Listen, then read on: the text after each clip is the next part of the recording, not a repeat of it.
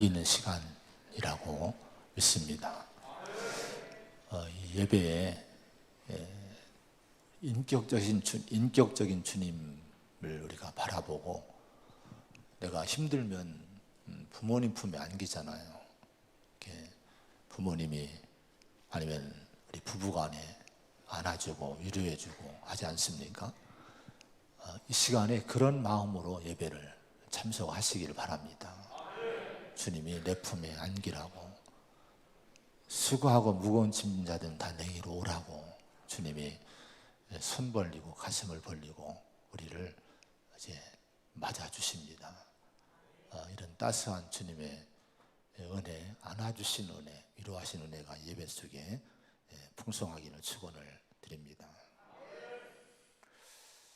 예수를 우리가 깊이 아는 것이 참으로 귀한 일인데, 왜냐하면 예수님이 우리의 길과 진리와 생명이 되시기 때문에 그 어떤 것보다도 예수를 깊이 알고 예수를 가장 귀하게 우리가 찾고 붙들어야 될 줄로 믿습니다. 어거스틴이 이런 얘기를 했습니다. 어떤 사람이 피조물에 대한 모든 지식을 갖고 세상을 다 알고 있다고 할지라도 주님을 알지 못하면 그 사람은 불행할 수밖에 없다. 반면에 그런 것들을 전혀 알지 못한다고 할지라도 주님을 아는 사람은 행복하고 복된 사람이다. 이런 얘기를 했습니다. 왜 어거스틴이 이런 얘기를 했을까요? 이분의 글을 읽어보고 이분의 고백을 보면은 이분은 천재예요, 천재. 그 당시에 모든 철학이나 사상이나 모든 걸 다 섭렵을 하고 스승보다도 더 뛰어나게 깊은 학문을 이해할 수 있는 능력이 있는 사람이었습니다. 근데 이분이 자신의 경험이에요. 예수를 알지 못하고 길과 진리와 생명 되시는 예수님을 알지 못하고 세상 지식을 다 가졌어도 그건 불행할 수밖에 없다고 하는 거. 근데 세상 것은 몰라도 예수를 알고 보니까 행복하다는 거예요. 왜냐하면 인간은 죄와 사망 아래 있는 존재이기 때문에 여기서 헤어나지 못하고 벗어나지 못하는 그런 삶을 살면은 그 어떤 지식을 가졌어도 어떤 학문적인 깨달음이 있어도 무슨 소용이 있느냐, 불행할 수밖에 없다고 하는 거예요. 바울도 그런 은혜를 입고 빌립보 3장에 보면은 내가 내 주 그리스도 예수를 아는 지식이 가장 고상하다, 가장 귀하다고 고백을 했습니다. 그래서 이 바울은요, 자신이 알고 있던 모든 것을 해로 여기고 배설물로 여겼다, 이렇게 고백을 했습니다. 바울도 왜 이런 고백을 했습니까? 예수님 만나고 보니까 다른 건 가치가 없다는 거예요. 다른 건 다 빛을 잃은 거예요. 예수님 알기 전에는 그렇게 종교가 또 아니면 철학이나 사상이나 물질이나 세상의 명예나 이런 것들이 그렇게 귀하게 보였는데, 자신을 죄에서 구원한 생명을 주신 예수님을 알고 보니까, 이 진리를 깨닫고 보니까 다른 건 다 태양 앞에 별들이 꼬리를 내리듯이 다 꼬리를 내리고 가치 없는 것들로 이제 내려앉게 됐다고 하는 거예요. 오늘 우리가 그런 믿음 안에 들어가야 될 줄로 믿습니다. 그런 신앙으로 살아야 될 줄로 믿습니다. 오늘 이제 우리 요한복음의 말씀을 계속해서 보는데, 올 한 해는 요한복음을 통해서 예수님을 깊이 알기를 원합니다. 여러분, 평소에 요한복음을 좀 여러분들이 읽고 또 많이 기도하시기 바랍니다. 그리고 말씀을 들을 때 이 말씀이 더 깊이 와닿는 그런 은혜가 있을 거예요. 또 저를 위해서도 많이 기도해 주셔서 이 말씀을 잘 강해하고 깨닫고 전할 수 있도록 여러분의 중보 기도가 필요합니다. 그래서 우리 올 한 해 저와 여러분 우리 교회 모두가 요한복음을 통해 주시는 우리 예수님을 깊이 바라보고 생각하는 가운데 하나님의 은혜를 정말 깊이 체험하는 축복된 한 해가 되기를 축원을 드립니다. 오늘은 이 6절로 18절의 말씀을 통해서 성육신의 은혜, 또 세상의 정체를 우리가 뭔지 알아보는 것, 그리고 그 안에 우리 사명이 뭔지를 깨닫는 것, 이 말씀을 이제 함께 나누려고 합니다. 14절의 말씀을 한번 같이 봉독합니다. 14절입니다. 시작. 말씀이 육신이 되어 우리 가운데 거하심에 우리가 그의 영광을 보니 아버지의 독생자의 영광이요 은혜와 진리가 충만하더라. 자, 말씀이 육신이 되어, 이 말씀이 어디에 나옵니까? 요한복음 1장 우리 1절 지난주에 말씀을 들었는데 태초에 말씀이 계시니라.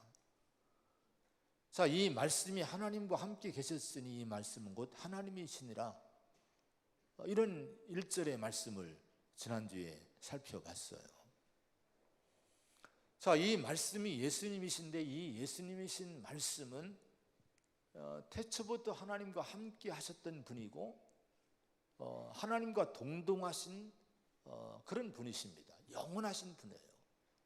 말씀이 되셔서 하나님의 마음에 있는 그 창조의 계획을 다 순종함으로 이루어 드린 분이 우리 예수님, 창조주 예수님이시 되는 거예요. 얼마나 위대하심입니까? 이분에게 생명이 있고 참 빛이 있다고 지난주에 말씀을 나눴어요. 정말 예수님은 우주의 가장 위대하신 분, 영원하신 분이십니다. 근데 놀랍고 귀한 일이 그런 말씀이신 예수님이 어떻게 되셨다는 거예요? 14절에 말씀이 뭐가 됐어요? 육신이 되어 우리 가운데 거하심에, 이렇게 말씀을 합니다. 자, 이 말씀이 육신이 되어 우리 가운데 거하셨다는 것을 신앙에서는 한마디로 성육신이라고 이름을 붙였어요. 성육신. 자, 이 성육신의 이 진리, 말씀이 육신돼서 영원하신 하나님이신 그분이 인간의 몸을 입고 우리 같은 모습으로 이 땅에 임하신 것, 이것을, 이 가르침, 이 진리는요 우리 기독교의 가장 핵심이 되는 진리입니다. 이건 놀라운 일이지 않습니까? 어떻게 하나님이 인간이 될 수 있어요? 이건 놀라움을 넘어서 당시에 이 요한복음을 기록할 당시에 신앙과 사상으로는 이해할 수도 없고 믿을 수도 없는 여러분 가르침입니다. 왜냐하면 이 당시는 유행하던 것이 영지주의라는 사상이 있고 그런 신앙의 형태가 있었어요. 영지주의라고 하는 것은 보이는 것을 다 일등하게 생각하는 거예요. 눈에 보이는 육신적인 것들, 이것은 전부 열등하게 보고 육신은 영혼의 감옥이다, 이렇게 얘기를 합니다. 그래서 우리 이 영적인 존재인 인간이 하나님을 만나고 신을 만나려면 육신을 벗어버려야만이 신을 만날 수 있다. 그 영지주의적인 신앙을 가진 사람들은요 어떻게 생각을 합니까? 이 땅에 인간의 몸으로 오신, 인간의 사람의 모습으로 오신 예수님은 실은 실제가 아니라는 거예요. 실제가 아니라 그렇게 사람인 것처럼 보인 것뿐이다, 이렇게 주장을 해요. 이걸 가연설이라는 그런 주장입니다. 요한복음이 기록되었을 당시의 세상이 이런 인본주의적인 인간적인 그 사상에 물들어서 미혹을 하던, 또 신앙을 위협하던 시대였습니다. 그런데 이때 요한은요 단호합니다. 분명하게, 강력하게 그런 시대를 향해 복음을 선포하는 거예요. 영지주의가 다 그 시대의 이런 주류 사상이었고요. 그게 멋지게 다들 사람들은 이 지식인들이 이게 멋지게 생각을 하고 이걸 믿고 있던 시대에 요한은요 아니란 거예요. 뭐라고 선포합니까? 말씀이 분명하게 육신이 되어 우리 가운데 거하셨다. 여러분, 하나님이신 그분이, 예수님 말씀이신 그분이 우리와 같은 육신의 영지주의자들은 육신을 버려야 된다는 거예요. 근데 하나님이 거룩하신 그분이 우리 안에 오셨다는 거예요. 우리의 모습으로 오셨다는 거예요. 우리와 함께 거하셨다고 하는 거예요. 이 복음을 담대하게 선포를 했습니다. 우리 교회와 성도는 지금도 확신을 갖고 용기 있게 복음을 선포해야 돼요. 성경에 나오는 이 진리, 여러분, 이 성경에 나오는 모든 말씀은 우리 이 인류 역사의 가장 근본적인 진리고, 여러분, 가장 기둥이 되는 진리예요. 이건 창조주 하나님에 대한 말씀이고, 창조주 하나님의 주신 말씀이기 때문에 이건 타협할 수 없는 진리임을 믿으시기 바랍니다. 우리는 이 믿음을 선포를 해야 되는데, 지금 세상을 보세요. 마치 요한 시대처럼 이 영지주의라는 이 사악하고 인본주의적인 이 거짓된 사상들이 진리인 것처럼 여러분 자꾸 위협하고 그 세상을 혼미케 하던 여러분 시대였지 않습니까? 지금도요, 이 우리의 믿음과 신앙을 방해하고 미혹하는, 교묘하게 위협하는 그런 우리 세상입니다. 이런 세상을 향해서 교회와 성도는요, 이 성경 그대로의 복음을 우리가 외치고 믿고 선포하고 주장하고 이걸 지키는 교회가 되어야 될 줄로 믿습니다. 여러분, 좀 이따도 말씀하지만 동성애 문제, 왜 그토록 우리가 교회가 이걸 반대합니까? 지금 여러분 국회 앞에서 우리 한국의 기라성 같은 큰 교회 목사님들이 1인 시위를 이제 계속 이어가고 있어요.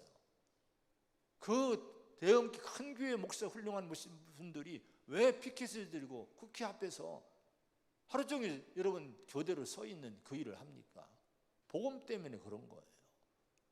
하나님 말씀이 아닌데 이 세상은 지금 뭐 유엔이나 전 세계의 모든 흐름들이 멋지게 그걸 옳다고 생각하고 하나님의 진리와는 반대로 교묘하게 이런 동성애나 이런 문제를 합법화시키려고 지금 주장하고 있는 거예요. 이런 세상을 향해서, 이런 나라를 향해서, 이런 국회를 향해서 교회는 담대하게 아니다고 선포하고 있는 거예요. 우리 교회가 성경 중심으로, 하나님 말씀 중심으로 세상을 향해 선포할 수 있는 담대한 교회가 되어야 될 줄로 믿습니다. 우리가 믿고 선포해야 될 복음이 뭡니까? 말씀이 육신이 되어 우리 가운데 거하심에 우리가 그의 영광을 보니 아버지의 독생자의 영광이요 은혜가 진리가 충만하더라. 이 복음을 전해야 돼요.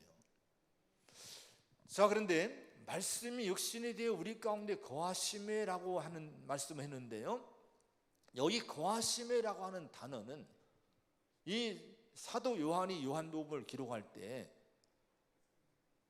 이 단어를 어떤 단어로 썼는가 하니 장막을 치다는 의미 있는 단어를 썼어요.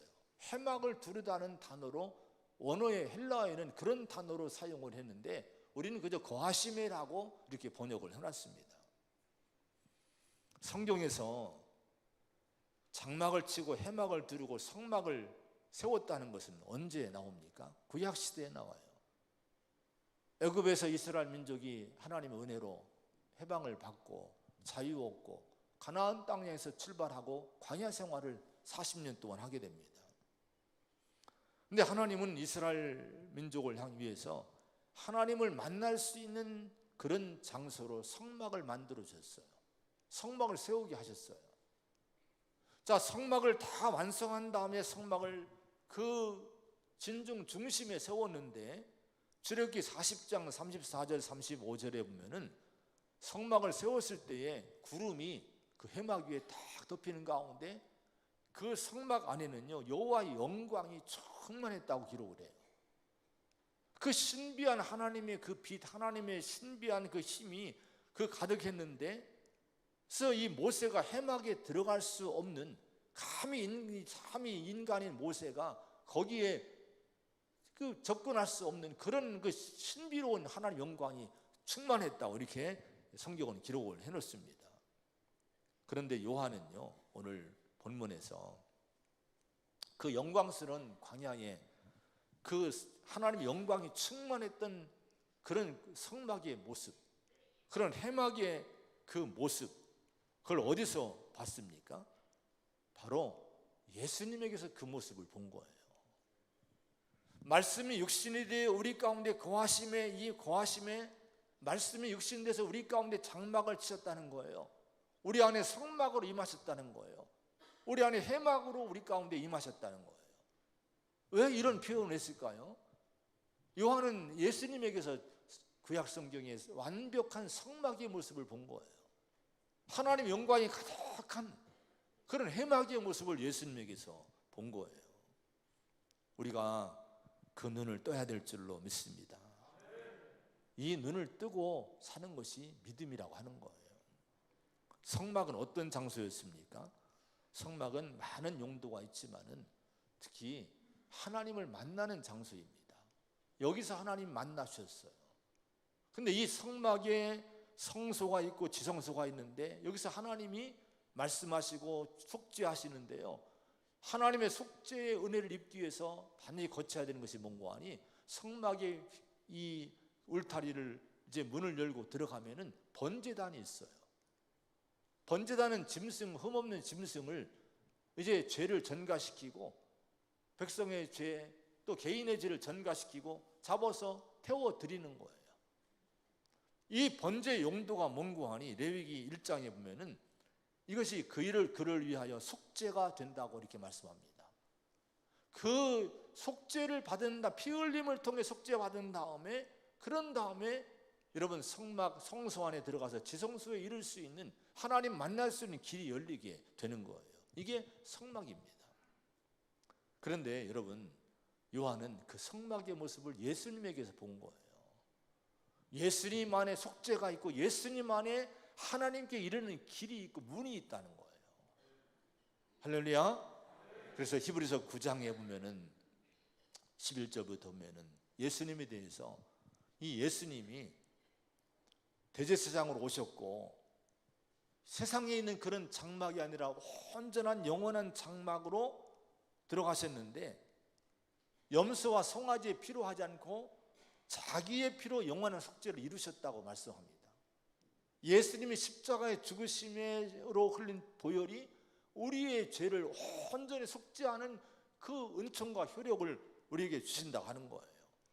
그래서 그 히브리서 9장에 쭉 보면요, 흠없는 자기를 하나님께 드린 그리스도의 피가 어찌 너희 양심을 죽은 행실에서 깨끗하게 하고 살아계신 하나님을 섬기게 하지 못하겠느냐, 이렇게 말씀을 해요. 이건 충분히 할 수 있다는 거예요. 구약 성경에 짐승의 피를 뿌려도 죄를 사함받고, 여러분 육신의 그 장막을 쳐놓고도 그 성막을 통해 하나님 만나는 길이 열렸다고 하면은, 하물며 영원하신 하나님의 아들이신 그분이 이 땅에 오셔서 우리를 위해서 그 십자가에 죽으시면서 피를 흘리셨는데, 이것이 어찌 우리를 죄에서 구원하지 못하겠느냐. 충분히 구원할 수 있다고 말씀하고 있습니다. 여러분, 우리는 이 예수를 반드시 만나야 될 줄로 믿습니다. 요한이 본 것처럼 말씀이 육신이 되어 우리 가운데 성막으로 임하신 이 예수님을 우리가 바라보고 예수님을 만나고 예수님 안에 거하는 가운데 우리가 속죄함 받고 우리가 하나님께로 인도하는 우리 주님의 인도함 받고 주님 앞에 우리가 늘 살아가는 그런 축복을 누리는 성도가 되어야 될 줄로 믿습니다. 그 길은 다른 길은 없어요. 예수님밖에, 오직 예수님밖에 없다고 하는 거예요. 자, 그런데 여기 보면은 우리가 그의 영광을 보니 아버지의 독생자의 영광이요 은혜와 진리가 충만하더라, 이렇게 말씀을 합니다. 그의 영광을 봤다는 것이 예수님을 다시 본 거예요. 그 예수님에게서 그 풍겨오는 그 놀라운 신비로운 은혜를 요한이 눈을 뜬 거예요. 눈을 떠보니까 이분이 누구냐? 아버지 독생자의 영광이더란 거예요. 하나님의 독생자, 하나님 아버지의 아들이신 이 영원하신 하나님의 아들이신 그분으로 예수님이 보인 거예요. 그리고 그 안에 은혜와 진리가 충만하신 그런 예수님으로 보인 거예요. 여러분, 특별히 은혜와 진리가 충만하더라고 했는데요, 은혜가 뭡니까? 은혜는 자격 없는 사람에게 부어지는 사랑을 은혜라고 얘기해요. 우리 하나님이 원래 은혜의 하나님이시고 하나님의 성품이 원래 은혜의 하나님이십니다. 근데 그 은혜가 예수님 안에 고스란히 이렇게 여러분 이 땅에 임하게 된 거예요.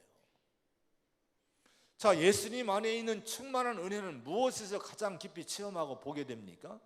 로마서 5장 8절에 우리가 아직 죄인 되었을 때에 그리스도께서 우리를 위하여 죽으심으로 하나님께서 우리에게 대한 자기의 사랑을 확증하셨느니라 이렇게 말씀을 했습니다. 생각해 보세요. 내가 죄인 상태에 있는데,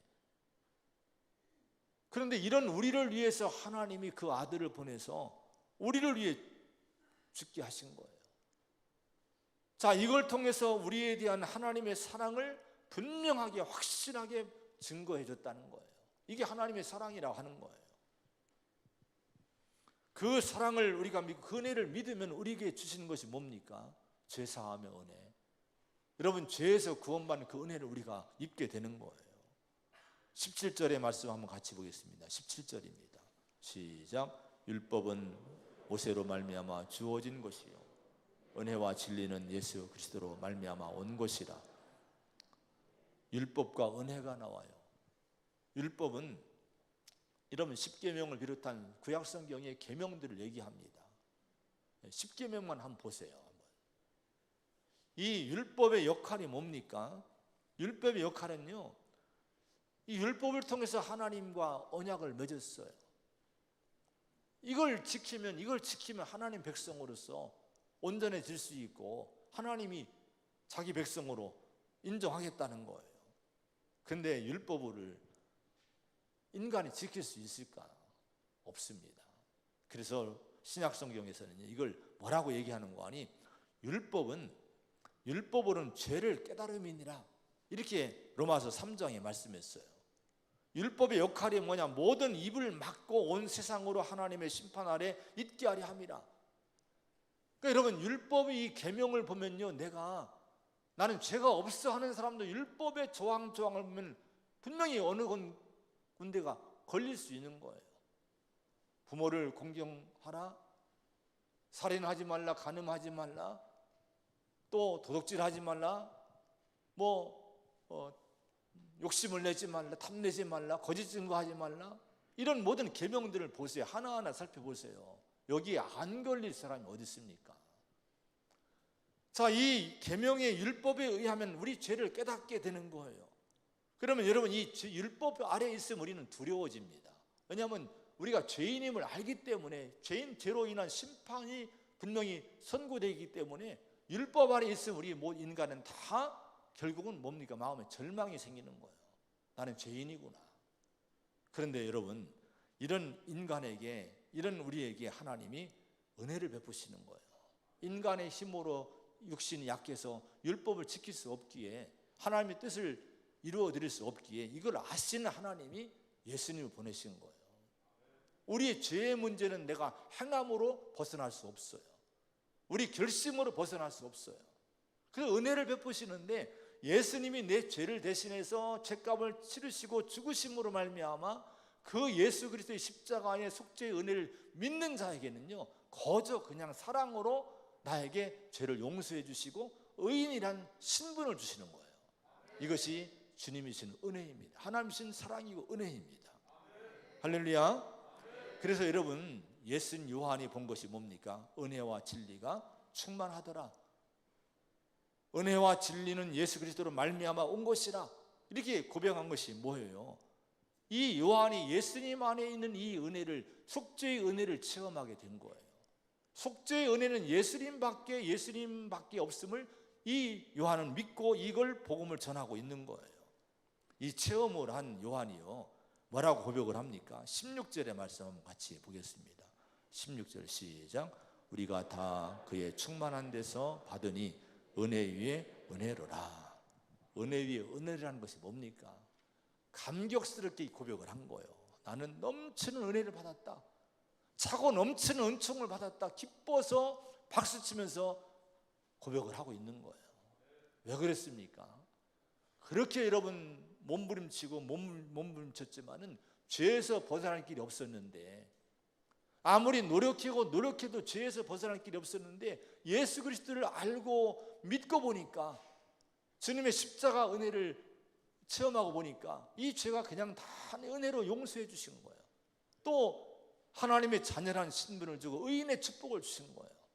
이 생각하니까 너무 이게 은혜가 되더라는 거예요. 우리 모두가 이 은혜를 감격스럽게 고백하는 성도가 되어야 될 줄로 믿습니다. 할렐루야. 자, 근데 여러분, 은혜와 진리가 충만하다고 했죠. 진리가 뭡니까? 참된 진리가 여러분 뭡니까? 세상에 진리가 많지만은 우리 인간에게서 진정한 참된 진리는요, 죄와 사망의 문제를 해결해야만 진리가 될 수 있는 거예요. 아무리 여러분 철학적이고 윤리적이고 도덕적이고 사회적인 이런 이론이 있어도, 가르침이 있어도, 우리 죄 문제를 해결하지 못하고 죽음의 문제를 해결하지 못하면 이건 진정한 진리는 아닌 거예요. 근데 예수님은요, 십자가로 죄의 문제를 해결해 주셨습니다. 예수님은 부활하심으로 말미암아 우리 사망의 문제를 해결해 주신 거예요. 그리고 예수님 안에는 죄와 사망의 문제가 다 해결되는 진리가 예수님 안에 있는 거예요. 그래서 여러분, 이 요한은 뭐라고 고백합니까? 예수님 보니까 독생자의 영광이요, 은혜가 진리가 충만하신 분이더라, 이렇게 고백을 하고 있는 거예요. 오늘 이 믿음이 우리의 믿음이 되어야 될 줄로 믿습니다. 예수님 바라볼 때 뭐를 바라보십니까? 이걸 바라볼 수 있는 이런 눈이 떠지는 성도가 되어야 돼요. 이 믿음을 갖게 되면 우리에게 주시는 축복이 있어요. 12절 13절의 말씀을 봅니다. 12절 13절 시작.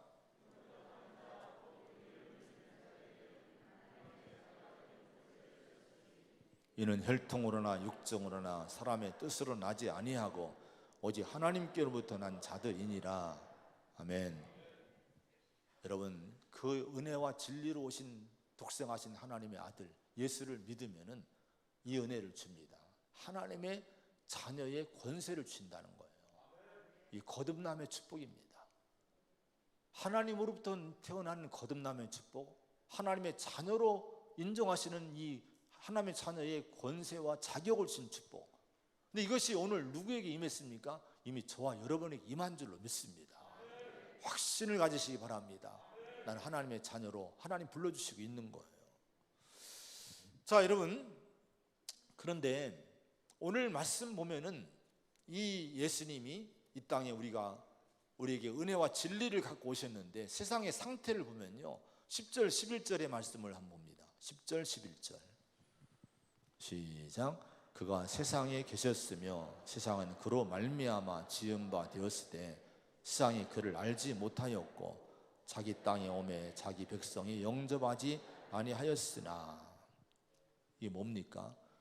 그렇게 하나님의 은혜로 예수님 아들을, 독생자를 보내셨어요. 예수님은 순종하심으로 은혜와 진리를 가득 충만히 안고 이 땅을 구원하기 위해 오신 거예요. 그런데 세상이 그를 알지 못했다는 거예요. 더구나 여기 보면은 그로 말미암아 세상은 지은 바 되었을 때 세상이 그를 알지 못하였고, 이게 무슨 상황입니까? 분명히 하나님이 천지를 창조하고 그 예수님이 하나님의 그 뜻에 순종함으로 이 세상을 지으신 바 된 분이 됐는데, 나를 지으신 분이 이 땅에 왔어요. 나를 만드신 분이 왔는데 이 창조된 이 창조물들이 그 나를 지으신 분을 알지 못했다는 거예요. 이런 상황이에요. 자식 집에 가는데 자식이 나를 몰라보는 거예요. 여기 영접하지 아니했으나 11절 했는데 자식 집에 갔는데 자식이 나를 모른다고 문 열어주지 않는 거예요. 나 당신 몰라요. 이러면 이런 상황이 벌어지게 된 거예요. 이게 지금 세상의 모습입니다. 하나님을 거부하는 거예요. 하나님을 대적하는 거예요. 여러분, 왜 그런지 아십니까? 요한복음 12장 31절에 보면요, 하나님을 대적하는 세상이 된 이유가요, 이 세상의 임금이라는 얘기가 나옵니다. 이 세상의 임금. 이건 마귀를 얘기하는데요, 사탄 마귀가 이 세상 임금 노릇 지금 하고 있는 거예요. 언젠간 쫓겨나지만은 지금 사탄 마귀가 지금 이 세상의 모든 걸 통치하고 있고 다스리고 영향을 주고 있어요. 하나님을 거역하는 모든 것들이 마귀의 영향입니다. 이 사탄 마귀가 왕노릇하는 세상의 모습은 어떻습니까? 로마서 1장 18절부터 마지막 절까지 보면요, 마귀가 왕노릇하는, 그래서 하나님을 잃어버린, 하나님을 거부하고 영접하지 않는 세상의 그 불의한 모습들이 세밀하게 기록되어 있어요. 거기는 그 어떤 세상이 이 세상의 모습인데요, 불의로 진리를 막고 있다는 거예요. 하나님의 진리가 선포돼도 불의를 가지고 진리를 거부하고 있는 거예요. 스스로 인간은 지혜롭다고 지금 큰소리치지 않습니까? 근데 하는 일들이 다 어리석은 일들인 거예요. 또 거기 보면은 마음의 정욕대로 산다는 거예요. 정욕이 뭡니까? 정욕은요, 부끄러운 욕심, 욕정 뭐 이런 것들입니다. 이 욕심을 따라 산다는 거예요. 음란하게 산다는 거예요. 대표적인 것들이 뭔고 하니 거기 보면 이렇게 얘기를 합니다. 부끄러운 욕심에 내버려 두었으니 곧 그들의 여자들도 순리대로 쓸 것을 바꾸어 영리로 쓰고 남자가 남자와 더불어 부끄러운 일을 행하며, 이런 말씀이 나와요.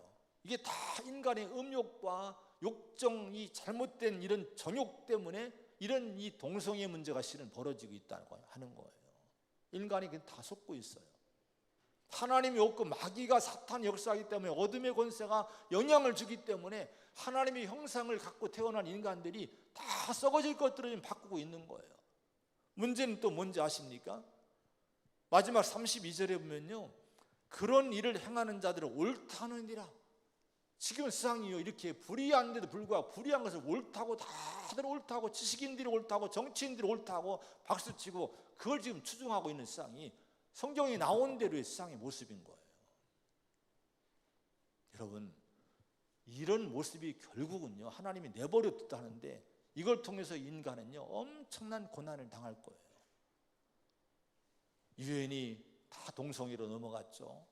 성혁명이란 이름으로, 인권이란 이름으로 다 넘어갔죠. 이 수많은 나라 넘어갔죠.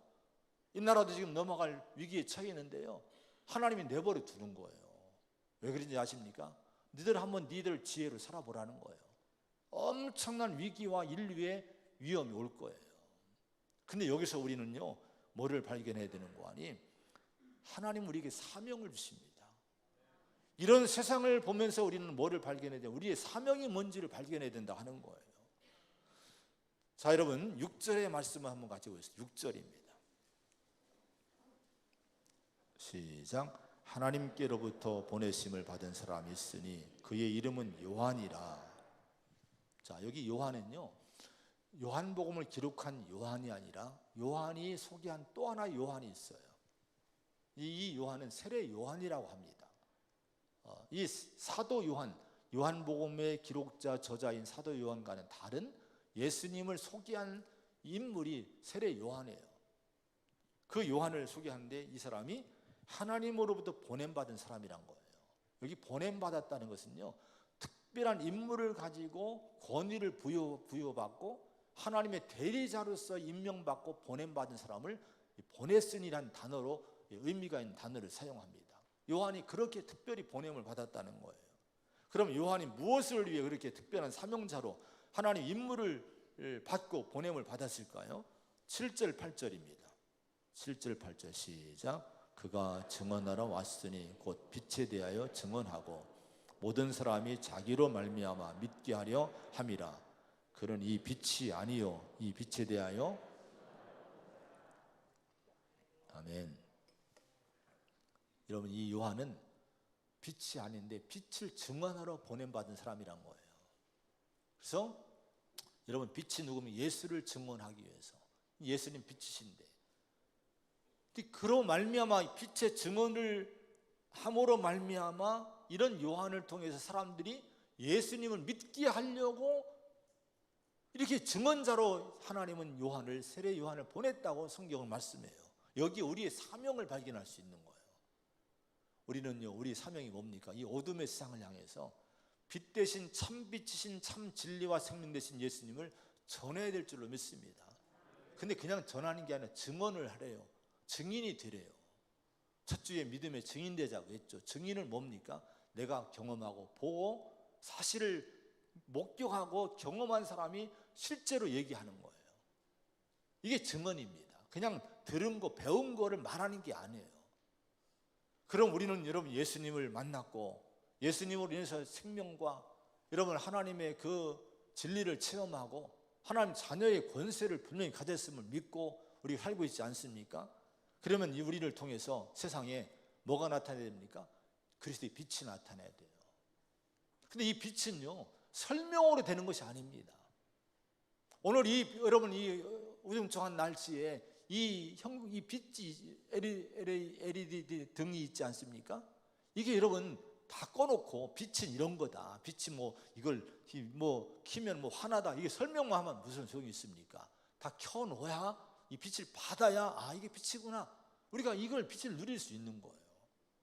세상이 아무리 빛을 예수를 설명해도 세상은 몰라요. 그럼 어떻게 됩니까? 우리가 빛이 돼야 되는 거예요. 예수의 빛을 우리가 그 세상에 우리가 비춰주는 그런 삶을 살아야 된다는 거예요. 우리의 언행을 통해서, 우리의 실제 삶을 통해서 빛드신 예수님의 증언자가 되어야 될 줄로 믿습니다. 여러분, 그래서 이제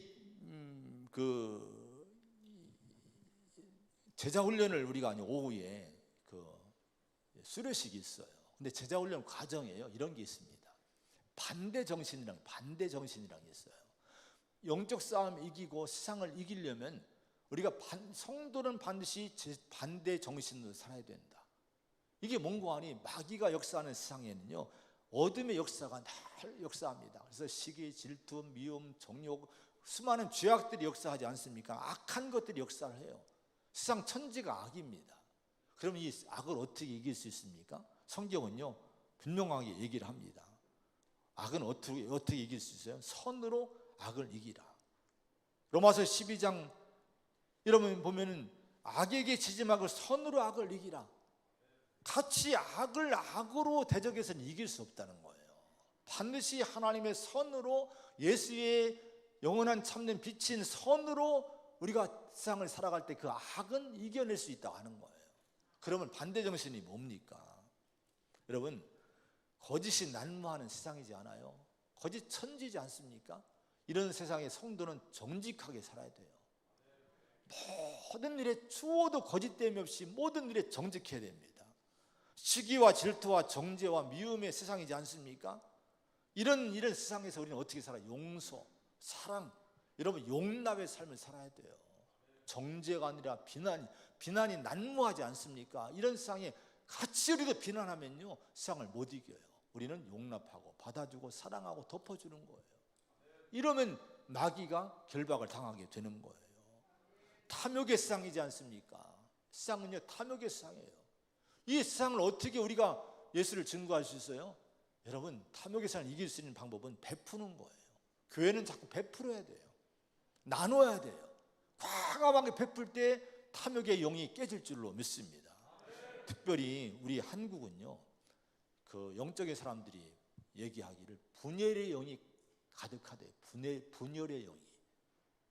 중국은 탐욕의 영, 일본은 음란의 영이 넘치는데 우리나라는 특별히 분열이 넘친다는 거예요. 어제 어느 TV 보니까요 이 나라는요 분열에 있어서요 미국이 세계 2위랍니다. 지금 분열된 것이, 국가가 분열된 거예요. 이 국민들이 분열된 거예요. 세계 1위가 어딘지 아십니까? 부끄럽게 우리나라입니다. 이 나라가 분열이 1위예요. 이 나라가 정치인들이 다 이렇게 만들어 놓은 거예요. 국민들이 다 속고 있는 거예요. 실은요. 그래 부끄럽게도 이 나라의 별명이 뭔지 아십니까? 분열공화국입니다. 분열공화국. 이게 우리의 현실입니다. 그럼 우리가 어떻게 이 나라를 잘 만들고 세우고 우리가 정말 복음을 전할 수 있습니까? 교회가 여기에 우리가 휩쓸리면 안 돼요. 성도가 여기에 휩쓸리면 안 돼요. 세상 밖에 나가면 다 분열되는데 우리 교회는요 여러분 어떤 방법이든 어떤 모습이든지 우리는 모든 일에 뭐가 되면 예수를 바라고 예수를 생각하면서 하나됨을 이뤄야 될 줄로 믿습니다. 이게 세상을 이기는 힘이 교회의 힘이 되는 거예요. 여러분 하나 되세요.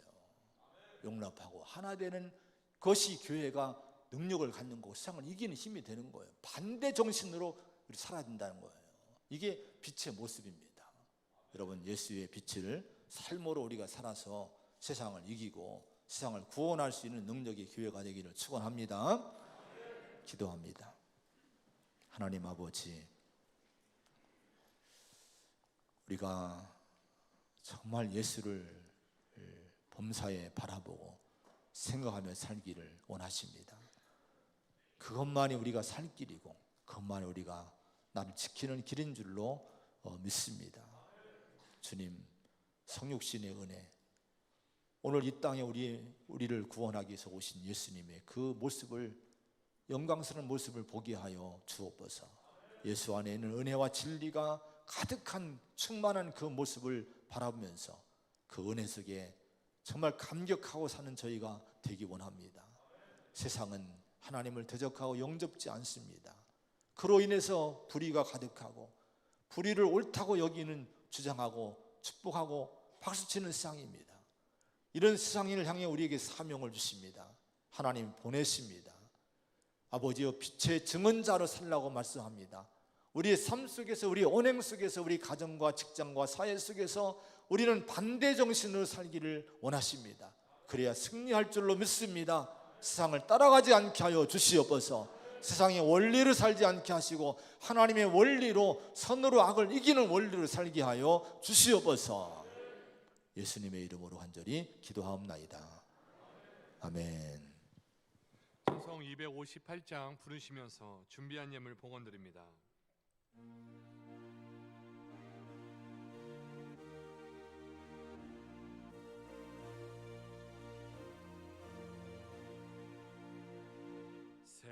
샘물과 같은